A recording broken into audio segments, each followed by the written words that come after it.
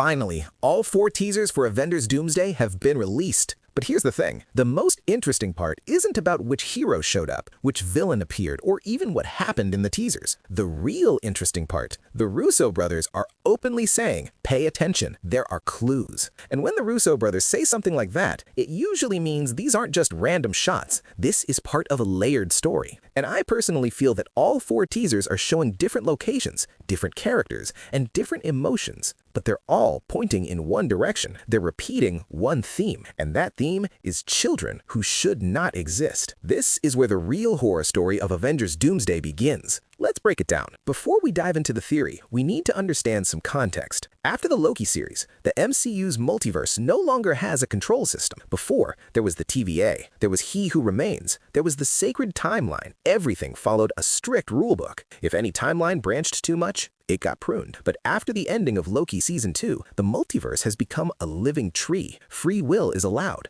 Branches are allowed. But obviously, freedom comes with a price, and that price is instability. And Avengers Doomsday seems to be exploring exactly these consequences of instability. Now, let's look at each teaser one by one. If we start with the first Doomsday teaser, it's emotional, it's nostalgic, everything feels positive. We see Steve Rogers living a normal life in the 1940s, and then comes the big reveal. Steve has a child. On the surface, this moment feels wholesome. Finally, Steve Rogers got what he always wanted, a normal, ideal life with a family. But according to multiverse rules, this is a nuclear bomb. Why? Because this child should not exist. Steve traveling back to the past and living there is a branch timeline, and that branch's survival is only possible because the TVA no longer interferes. This is a free will existence that only became possible because of Loki's system. Now, if the multiverse is collapsing, if incursions are happening, the first thing that will be erased are these branches. And from Doom's point of view, this child is a problem that threatens the multiverse. Some people will say, but Endgame happened before Loki's series, so how is this possible? But they're not realizing that all events in the Loki series happened outside of time. The TVA doesn't exist within time. For the TVA, past, present, and future are all the same. When Kang ruled, it was an absolute point. And now that Loki rules, it's still an absolute point. Think of it this way. If someone time travels from 1900 to 1995, and someone else travels from 2010 to 2025, from the TVA's point of view, both are happening at the same moment because they exist outside of time. Basically, Steve traveling to the past and living a normal life creates a branch timeline that can cause incursions. Under Kang's rule, this timeline would have been pruned, but Loki gave it free will and didn't prune it. This is the first anomaly, the first existence that breaks the rules. In the second teaser, we see Thor, a broken, desperate Thor praying to Odin. This isn't the carefree Thor from Love and Thunder. This is a father who wants only one thing, to go back to his daughter Love. But here's a disturbing detail most people missed. Thor is holding Stormbreaker, but Stormbreaker was passed on to Love. That means either Love is no longer with Thor, or something very bad has already happened.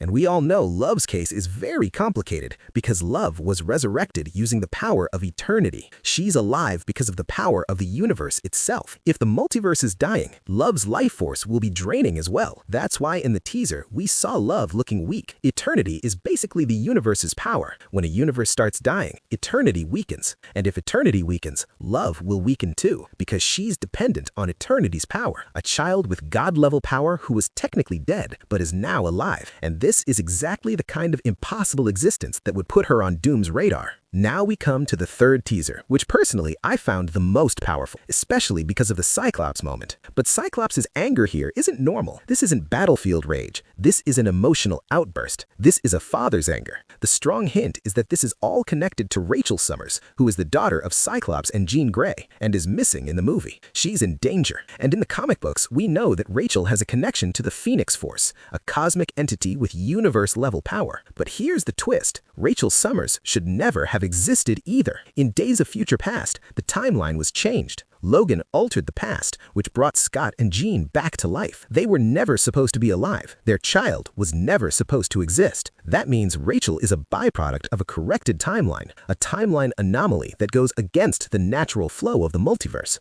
And for Doom, it seems like all these are loose threads that are tearing reality apart. Then comes the fourth teaser, Black Panther, Namor, and the Fantastic Four. On the surface, this teaser looks like a political alliance. Teams are forming, but there's one line from Shuri that's very important. I have lost everyone I care about. On the surface, people are connecting this to the loss of T'Challa and Ramonda, but at the end of Wakanda Forever, Shuri had another reason. She had hope in the form of T'Challa Jr. If Shuri is saying she's lost everything, the implication is that little T'Challa is also missing or in danger. Now, we might think this child is normal. He should exist, because there's no time travel or multiverse involved. But what if this child only exists because of Loki's free will? If yes, then this becomes one more life on Doom's list, one more variable he sees as a threat. Now, when we put all 4 teasers together, the pattern becomes crystal clear. Doom isn't fighting heroes. Doom isn't waging war against an army. Doom is trying to repair the multiverse. But according to his twisted logic, he's erasing everything that's become a threat to the multiverse. And according to him, what's the most dangerous thing? Powerful children who were born from the wrong timeline, brought to life the wrong way, or exist under the wrong rules. Lives that were never supposed to happen, but they did. And 110%, Doom has seen a future where these children will do something that will threaten the multiverse,